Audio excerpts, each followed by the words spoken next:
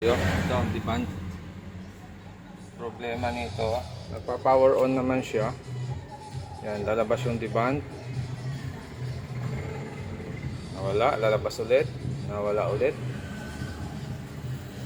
Lalabas ulit. So nagbi-blink lang yung ilaw doon, yung indicator niya nagbi-blink lang. Tapos labas. Wala. Yan, ganyan lang ang problema niyan. Yan, on off lang ang problema niya. Ayaw magtuloy. Yan. Nasa 50 inches, frameless na rin yung unit. Yan, frameless na rin ito.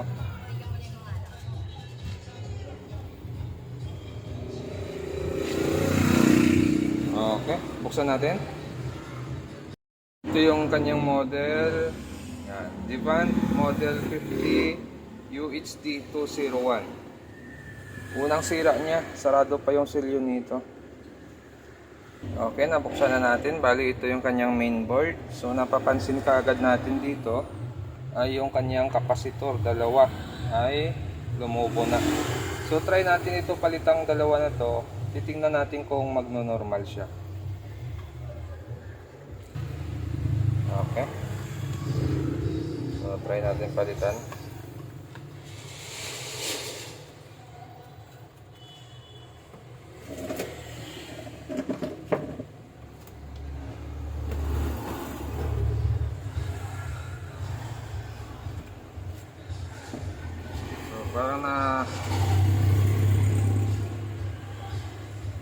Parang may hinang na siya, no?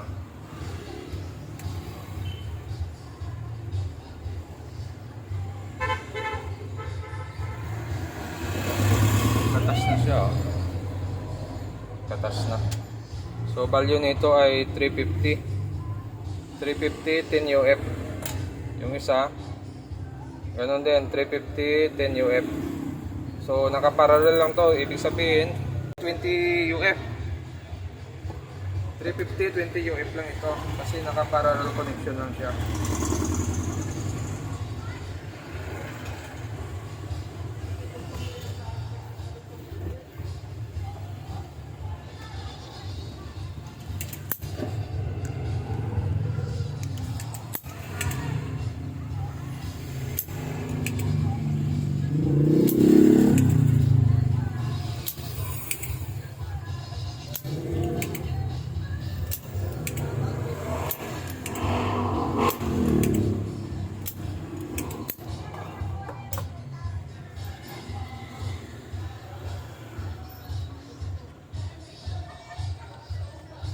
Okay, hanap lang ako kapasitor.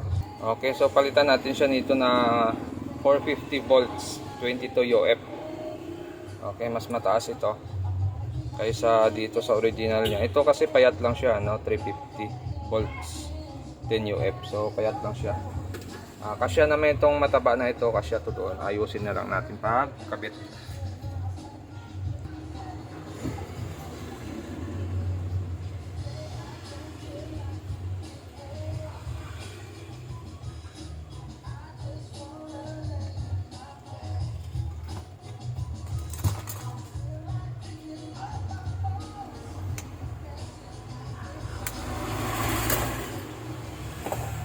Okay, so isang circuito lang yan, nakaparallel lang yung circuit na yan.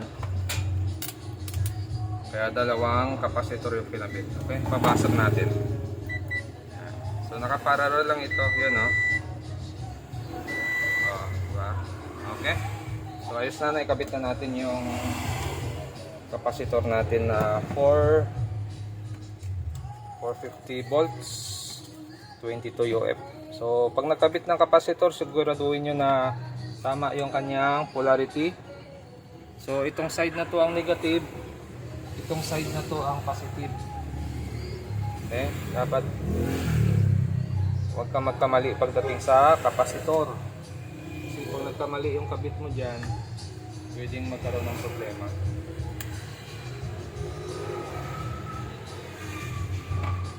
Okay, sana yun lang ang sira niya. Sana wala na ibang problema ito.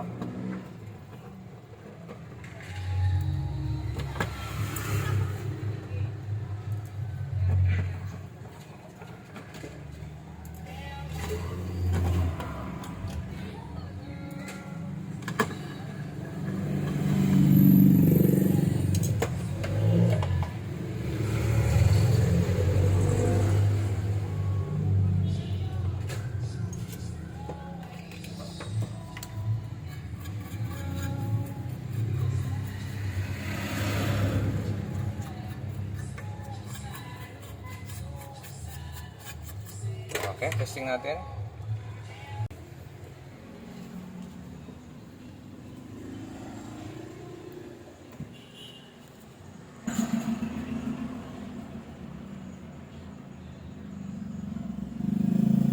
Parang nagtuloy na siya, no?